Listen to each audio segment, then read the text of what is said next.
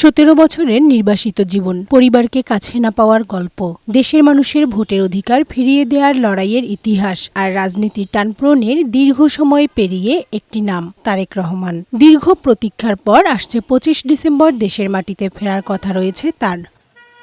অপেক্ষায় আছে বগুড়াবাসীও, ঘরের ছেলেকে সাদরে বরণ করার জন্য। প্রবাস জীবন চুকিয়ে বিএনপির ভারপ্রাপ্ত চেয়ারম্যান তারেক রহমানের দেশে ফেরার খবরে উৎসবে মেতেছে পুরো বগুড়া। তার এই স্বদেশ প্রত্যাবর্তন রাজনীতিতে নতুন দিগন্তের উন্মোচন করবে বলে মনে করছেন স্থানীয় নেতাকর্মীরা। তবে আনন্দের পাশাপাশি প্রিয় নেতার নিরাপত্তা নিয়ে শঙ্কা প্রকাশ করেছেন তারা। প্রথমে তার নিরাপত্তার বিষয় দেখতে হবে সরকারকে, কারণ সে কিন্তু একটা দলের কিন্তু সম্পদ না, সে এখন দেশের সম্পদ।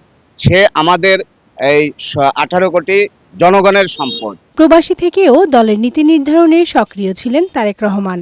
দেশে ফিরে আগামী দিনে রাজনৈতিক কর্মসূচি ও দল পুনর্গঠনে তিনি গুরুত্বপূর্ণ ভূমিকা রাখবেন বলে আশাবাদী জ্যেষ্ঠ নেতারা। যে সুদীর্ঘ 17-18 বছর যিনি এই দলটিকে ঐক্যবদ্ধ রেখেছেন, এর চেয়ে বেশি কোনো খুশির সংবাদ হতে পারে না যে তারেক রহমান বাংলাদেশে 25 তারিখে আসছেন। তৃণমূল থেকে কেন্দ্র সর্বত্রই চলছে বরণের প্রস্তুতি। দোয়া, মাহফিল আর আলোচনা সভায় মুখর এখন রাজনীতির মাঠ।